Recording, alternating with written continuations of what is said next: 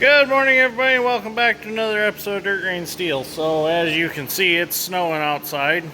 We brought the Bobcat in to thaw it out a little bit because today, since it's snowing and nasty outside, we are going to put the pony motor back in the 720. So I got it all wrapped up so that when the chain lays on it, it doesn't scratch any of my fresh paint. We're going to put the pony motor back in. And we're going to get the water pump all put back in. So we're going to get set up here and we'll get started this morning and see what we can get done. Maybe by the end of the day we can have a running pony motor again. Let's see what happens. So the first thing we got to do is we got to lay the dash back on the gear shifter. If you remember from the video before, we put it in the fourth gear slot and we just laid the dash back, and then that gave us plenty of room to set the pony down in there. So we had one bolt in it just so we could move the tractor around so nothing would move. We removed the steering shaft and steering wheel back out of it. So now he's going to take that bolt out, and then we're going to gently lay the dash back, and that'll open up the space so that the pony motor and starter will pass down through and we'll be able to set it in there. Oh, you don't have to take tack cable off. It's off on the other end already. I just figured to get it easier so we're not flipping it out Okay, of the way. well, that's fine. Take it off. Oh, well, you can take it off if you want to. Okay, so now we're going to lay it back. Okay, so we're getting ready to set the pony back on. I'm using the cherry picker to put it back in just because it's a little, you can finesse it a little more versus using the Bobcat. But we need the Bobcat to get it carried over here to where we could get it. So everything's out of the way, and we got to make sure you put this rubber seal in so that when you drain the engine oil out of the pony, it'll go into the crankcase of the big tractor without making a mess. So we're ready to set it in now. The pony's set back in the tractor now. Actually went very easily back in. Make sure when you go back in that you put some Dawn dish soap on this O-ring here where the coolant line shoves in. That way it slides in real nice and easy. Now all we got to do is get it bolted back in the tractor. I got these two bolts back in that hold it to the block of the tractor. Dad's strength's got his two inside. Now I'm going to move on to wiring the starter back up, and Dad's working on hooking the clutch all back up to the levers on the tractor. And we got a few wires to hook up, and it's pretty much ready to start again. Once we put the door back on with the fuel tank for it, we'll be able to start it. So for the most part, everything's put back together. I just got to put the bowl back on the oil bath for the pony, and we got to hook the fuel line up and the rod that goes through the dash, and then that's completely done. The wiring's all hooked back up. So we're gonna drain the oil. Dad drained the oil out of the big diesel, and now we're gonna drain the oil out of the pony into the crankcase of the big diesel because we're gonna change all the oil before we start it again. So this is how you do it. Just open this up. And this allows the oil to drain. We're going to have to paint that side while it's missed a few spots while we were painting, but that's okay. Let's open that up. Is it draining? Take a while. Oh, yeah. It's got a long ways to go.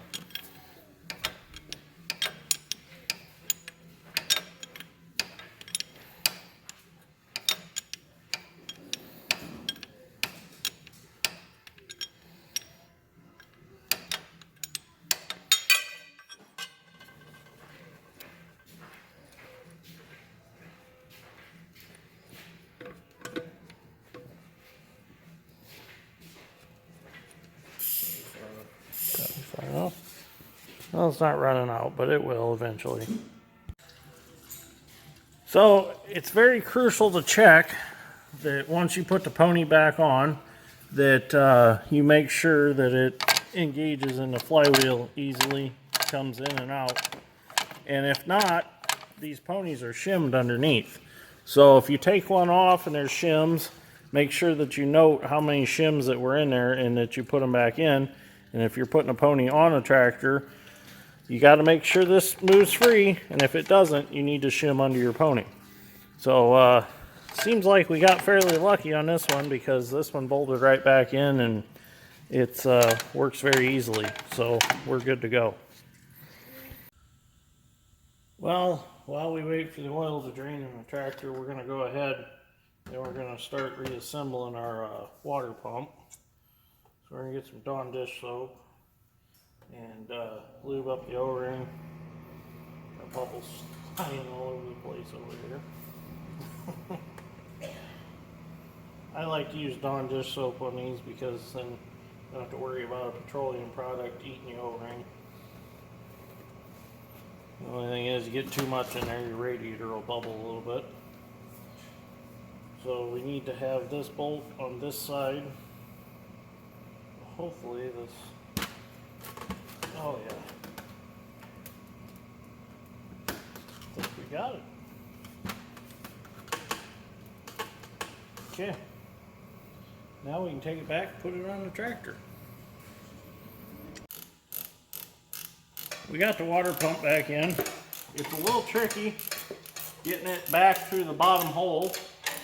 It only goes one way, so you just got to kind of play with it till it gets back up in there. And that's just as simple as putting all the bolts back in. Make sure your gaskets are where they belong.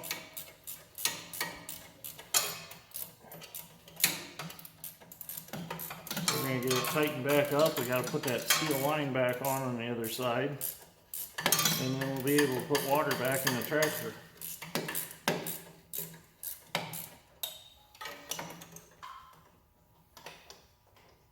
Tighten that bottom one up a little bit.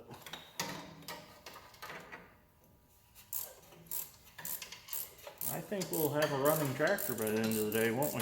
Should. Gotta get the oil in the transmission drained. Change the hydraulic oil in it.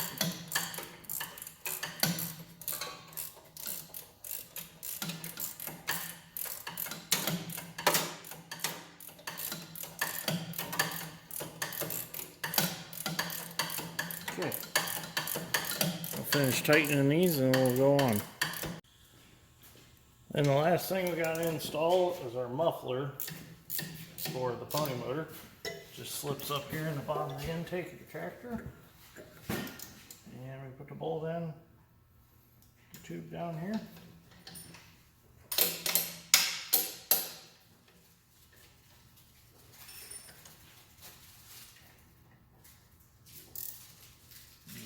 Done.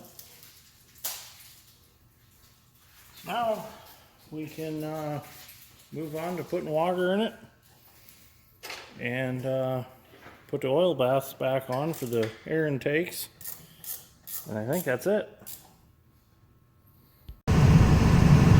Well, we took a break from the 720 project to go to town for some lunch. As you can see, it's a beautiful day out here in northern Indiana. Plenty of snow, no sunshine. So we upgraded from the Scion. Dad's strength got the 7.3 running again. Got the injector cups done in it. It was a successful rebuild. So after we ate lunch, we went to Napa and we got some brake line, so that, well, we think we're going to use it to redo the fuel line on the 720, because the copper line is too short and it's pulling on the compression fittings a little bit because it's so short, and we think that's why the fuel line keeps leaking. So we're going to go ahead and make a new one. Couldn't find, I'm pretty sure it's 5/16 copper. Couldn't find any 5/16 copper in town, so we got some 5/16 easy bin brake line that we're going to use, which will work fine. So, and we had to get another case of brake cleaner, because we're about out of it. I swear somebody eats it in the shop. But anyways, we're going to head back to the shop now and get back on the 720 and see if we can't get it running today. we're pretty close actually. We got the antifreeze back in it. We are waiting for the oil to drain. It had a little sludge in the bottom of the crankcase, so we dumped a little gas in there to liquefy that sludge, and we're letting it sit for a while, and we're going to drain that back out and then get the engine oil put back in it, and should be able to put a little gas in the pony motor and should be able to start it. Yep. So we want to do this fuel line before we start it. So just kind of sucks I couldn't find any copper. We looked all over the place, but nobody had any copper. So this will be fine. We'll just paint it green when we paint the tractor, and you'll never really know it. But we could change it out later, run it for a while, and then get us a roll of copper and change it out later. We'll see what happens. But anyways, we're gonna get back to the shop and get that tractor running.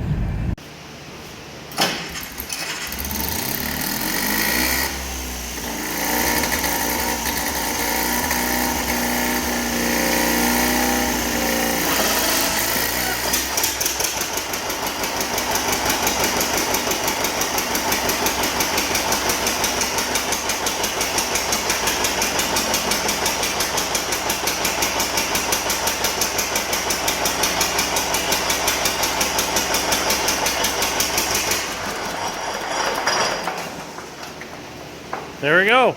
Works with the pony motor now. First time it's been started with the pony. Well, second time we ran it, it just didn't just start that nice. So, but it does run successfully with the pony motor now.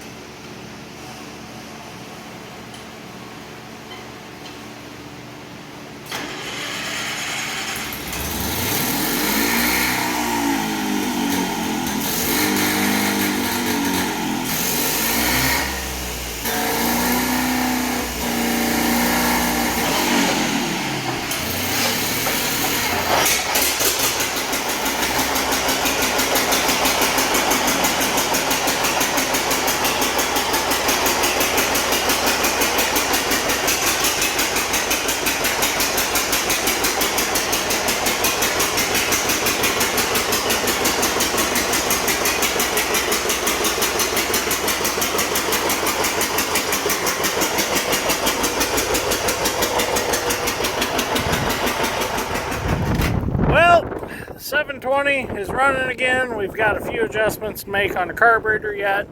But for the most part, it's starting running with the pony motor the way it should.